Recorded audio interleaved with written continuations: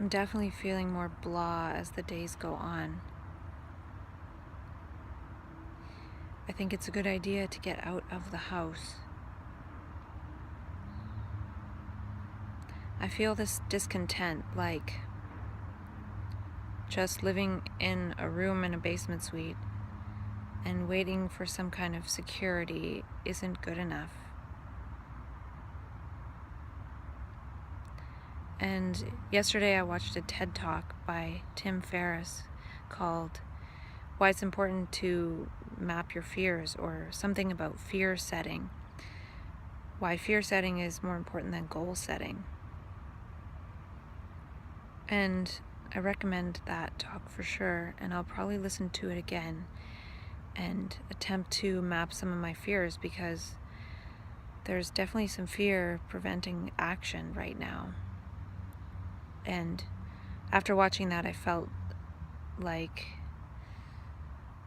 inaction is more costly than action, even if there is some fear there. So I think I'm just going to start some kind of business, even though I don't know what I'm doing, because the cost of that would just be perhaps the waste of money involved in the process of setting it up, which isn't that much, I don't think. And I could learn a lot along the way.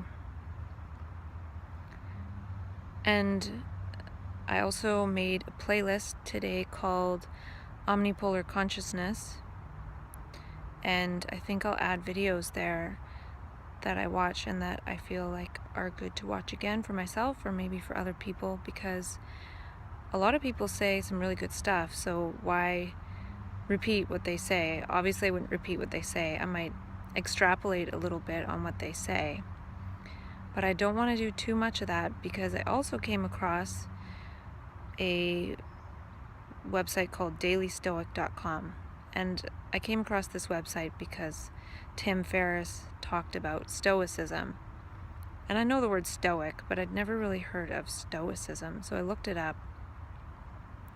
And it's interesting because it says that it's more about action than words. So to me, it's a sign that I need to get more with action than with all these words. And I think I'll still say words, but there needs to be action. So forget about all the words that I'm typing up for later and just say words but related to the actions I'm doing now. What I'm saying is I created too many words to actually catch up with it. So I need to utilize the principle of infinity and just realize that another infinity will come out of a different trajectory of action. And exploring this whole aspect of action. And something else interesting that happened this morning was I got an email from Jamie Wheel, because I'm on his mailing list regarding flow courses and things like that. And the heading of the email was a little less conversation, a little more action. And that's actually a song that I sang to myself. I just sang those 2 lines and maybe another line, but I don't know why that song came in my head, and I made a note to sing a line or 2 of it. And then this morning, there that was in my inbox. So I think the universe is just telling me to get with action, because that's a pretty improbable synchronicity. Because I sort of wrote down that song to myself to sing a line or 2 to tell myself a little less conversation, a little more action. And then I did sing it, and then this morning that was in my email box. So I'm definitely resonating with Jamie Wheel and Stephen Kotler and what they're doing, and I'm continuing to read the book Stealing Fire, which is really incredible if I read it with my own context and extrapolations in mind. And I could go crazy extrapolating that whole book. Maybe that's something that would be more interesting to do with somebody. So if somebody wants to extrapolate the book Stealing Fire together, let's do it. Meaning extrapolate it to the map consciousness context and the omnipolar transconscious context.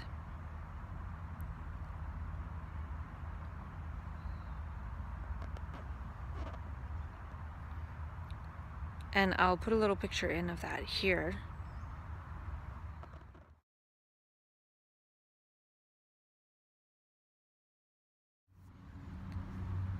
More from Daily Stoic, it talks about how judgments are based on actions and not words. So I've created a lot of words, and the actions that I've done, they're there for sure, like deciding to leave my peer support job and then just live my dream of going to California, and then living the dream of coming off the meds. So those are definitely actions, but now what? And I feel like sharing this conversation lately. I feel like I don't want to just be secure or wait for security. I just want to share it. So I'm going to create the business so I can just go about sharing it and go from there. So action, I'm going to put a quarter on the ground right now. I know it's a small action, but it's something of putting something out there for someone else to pick up. And I will imbue it with the intention that that person live a magical life. It's sort of like that thing that I heard Matt Kahn say, give your action the highest reason why, or something. Like, I brush my teeth to save the children in China, or something like that. So yeah, I'll just kind of go with that. There it is. So I wonder if the things that I talk about, I can make them partly actionable at the same time, or at least on the same day. So maybe in that way I can talk about actions and not just words. I'm not sure. I'm trying to get my brain oriented around this. And I feel like I could be more in that space of action if I had some more currency of some kind, but maybe that's just a belief and I'm not sure. Maybe it's limiting me. And the Daily Stoic also says one of the principles is to practice what you fear. Spend a couple days of the month in a state of poverty, away from one's bed and clothes, or wear your worst clothes. Well, fortunately, because of my label of bipolar disorder, I've spent many days away from the comforts of things and in the psych ward, in the same clothes that I've worn for days and days upon end, without showering, no comfort, terrified, feeling like a homeless person before I go into the psych ward. So I kind of already know what worst case scenario is like, or pretty close to at least, so I don't know why I'm so afraid to take action when I'm in a space that is somewhat okay. Maybe I'm trying to cling on to that. And the Daily Stoic also said, there is no good or bad to the practicing Stoic. There is only perception, and we control perception. And that's really interesting. And they talked about an example of saying X happened, or then adding an extrapolation of X happened, so that means it's the end of my life. So not adding that second bit. They're actually saying don't extrapolate that. So maybe I've done too much extrapolating and not enough acting. And I know that's true, and I can see why though, because I was still in the mental health field. So now that I'm out of that and I'm not taking the meds, do I feel safe to act again? Or do I feel like my actions are going to be perceived as mental illness or something? I think there's definitely a fear there that my actions will just lead me to the psych ward, but maybe inaction and vegetating will lead me to the psych ward. So on Daily Stoic, they talk about tying one's perception to dispassion, and then everything becomes an opportunity. And they talk about turning obstacles into opportunity.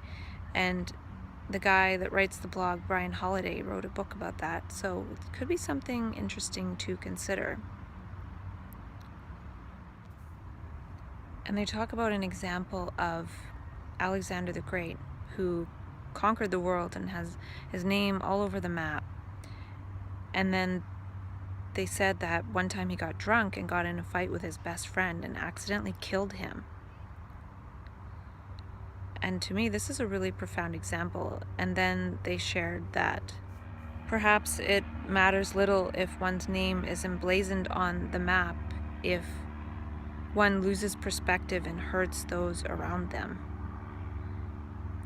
And that resonates with me because I know there's this sense sometimes in map consciousness that I've felt like I have a mission to fulfill or something to do on this earth. And then sometimes the people around me can actually feel like they're in the way or they're an obstacle.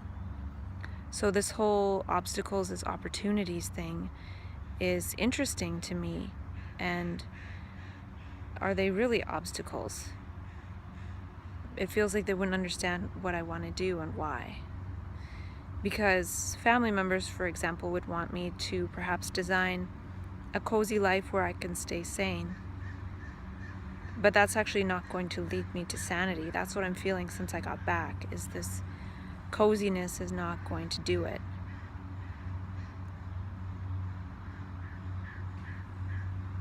And it's not cozy, it's uncomfortable. But that's a really important point, though, to remember that. Not to hurt the ones around me. Because when I was PMSing, I was feeling like I needed space and there was TV noise, and so I don't know how to reconcile that. These things that feel like they're hurting my nervous system, how do I communicate that as to not hurt those around me, but still be able to get my needs met in terms of what affects my nervous system? And I forgot to say that when I saw that email heading this morning of a little less conversation, a little more action, it was actually a majigger, a magic trigger, a majiggy. I gotta remember to use my words when those things happen in reality. And to go with that, I actually am going to start playing the lottery, just the same numbers every week, to give the universe the opportunity to provide abundance for what I might want to create. And then I came across a video on my YouTube opening page on a channel called Big Think, and it's called something like Neuroscience, Perception, and the Confirmation Bias. And the man speaking's name is Bo Lotto. Now, hopefully Lotto, that's a sign. I just talked about Lotto. Maybe Bo is beautiful or something. So maybe I'll have a beautiful Lotto win. And he was talking, and I don't know if he talks in all the videos, but it was really, really, really interesting. And I recommend watching that video. So I added it to the playlist Omnipolar Consciousness. And just what he was talking about was really fascinating. He was talking about creativity being seeing differently. So I wonder how I can create seeing differently, because right now I don't feel that creative. I feel like I'm seeing the same thing. I'm in my environment or just not feeling creative. I don't want to say too much about the outside factors, because I know that it's not really anything to do with that. I can blame it on my surroundings or being around family members who might be putting certain energies towards me to keep me in a perspective of wanting to ensure my own safety, whatever that means. But I know that there's something a lot more powerful that can break through that really easily. So that's just an excuse. So how can I create seeing differently? And I've had downloads of so many insights, but can I switch to having a download of actions? Just action after action after action.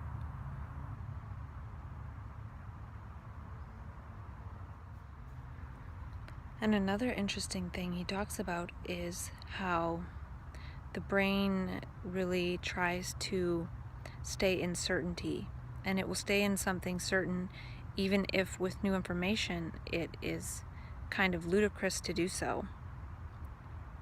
It prefers the certainty of a pattern or something like that, and the video explains this very well. But then he says that creativity or new perceptions can only happen in uncertainty. So there's this pull between certainty and creativity. And creativity has nothing to do with certainty. And he talks about how it begins at I don't know. And I've talked about that a lot too. It's really important to remain in that I don't know space. So I really like that video. It sums up nicely a lot of the things that I've been yammering on with myself about. And since I am so forgetful, I need these kind of reminders daily. So I'll probably watch that video again. And he also talks about old assumptions, and I was thinking about how map consciousness is a state of uncertainty where all assumptions are called into question, not because we're actually questioning them, but we actually see our assumptions playing out, and also that we have no assumptions, and that creating new assumptions immediately can open up a whole new range of possibilities that we never even imagined were possible. And he talked about how the brain only does this in little steps. And I'm not sure about that, because when something happens to someone and they go into map consciousness, it's a huge step. But that's usually thought of as a pathology. But what if this huge step in creativity isn't seen as a pathology? Maybe this huge step into creativity and this uncertainty is what is the suspension of the ego, which allows for new perceptions to be integrated. It's all very intertwined and complex. He then says something about how the next likely possibility is determined by one's assumptions. So assumptions change the sphere of possibility, or however he worded it. So then it's interesting how in map consciousness, all of our assumptions are suspended when the ego gets suspended, and that's partly why we feel so free and like we have such a expansive range of possibilities for the next action. And I'm actually seeing now that it feels like we can get so much done in that state of map consciousness because we're actually identifying with consciousness, and consciousness can get a lot more done in action than the linear ego and acting in that way. So it's actually seeing that consciousness is that which creates. And so in that space, when one is having visions and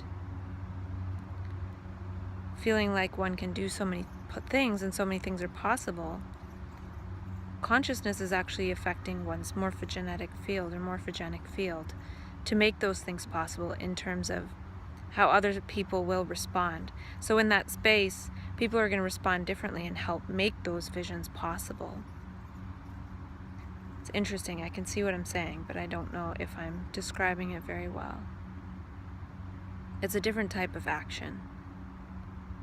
So can one get into that space of consciousness where action becomes more effortless?